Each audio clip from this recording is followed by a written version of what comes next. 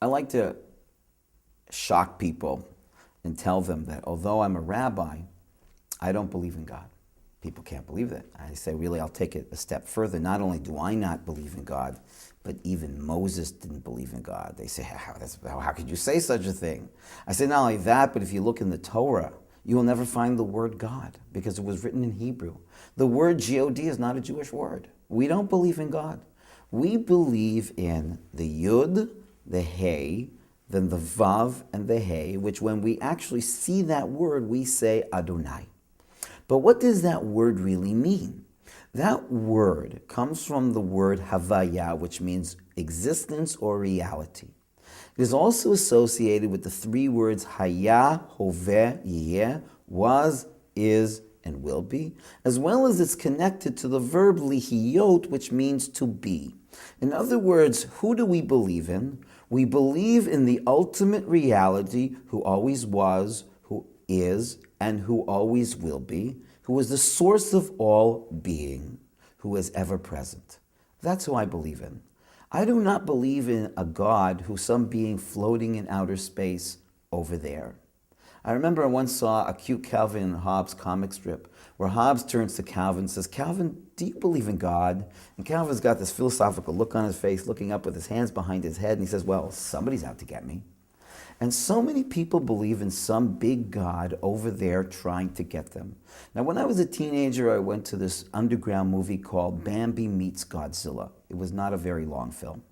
Basically, Bambi is grazing happily and peacefully out there in the field, and suddenly a huge foot stomps on Bambi, and that's the end of the film. And then there's 20 minutes of credits. And I thought to myself, isn't that a strange name for a monster? Godzilla. And I think a lot of people think that at Sinai, the Jewish people heard, I am Godzilla who took you out of Egypt to make you into my slave. Okay? But people have this confused notion of a God who is angry, who is vengeful, who is constantly judging and criticizing them, who's out to get them, and he's over there and we're over here. There's no such God.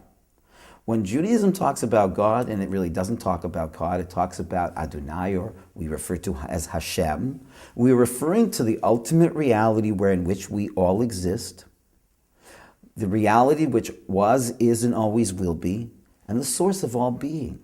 It's important to realize that we are beings, right?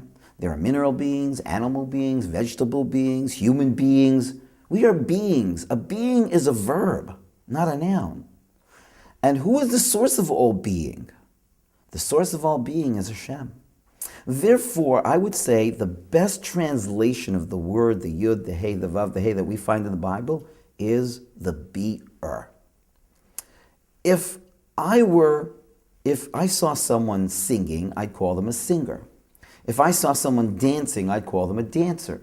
If I heard someone speaking, I'd call them a speaker. What is the divine ultimately doing? He's being. And this entire universe is a being. Now, what would it mean to be or not to be? That's my question. Okay, what it means to be. If a person is funny, but they're not being funny, it means they're not expressing their funniness. But if a person is funny and they're being funny, then they're expressing their funniness.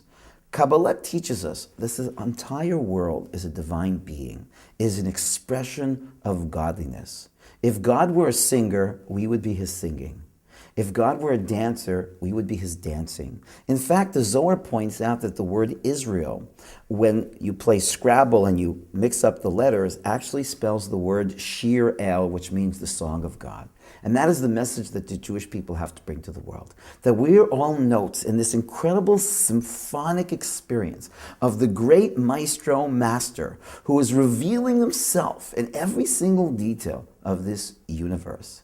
And therefore, there's no such thing as a God over there that's trying to hurt me. That's as crazy as the singer trying to hurt his song, as the dancer trying to hurt his dance. Therefore, I would suggest that the best translation of the word Hashem, the Yud and the Hey, then the Vav and the Hey, is Be'er. I thought I was really intelligent when I came up with this, and I gave this idea over one day, and a fellow said to me, Rabbi, that's a real word. Look in the unabridged Oxford Dictionary, and you'll find this word. And I looked it up, and sure enough, there actually is a word, Be'er, and is defined as an intoxicating drink. But just underneath that, there is another word, Be'er, The self-existent, the great I am. Unbelievable. Once upon a time, there was actually a word called the beer that was God. We are beings. He is the beer.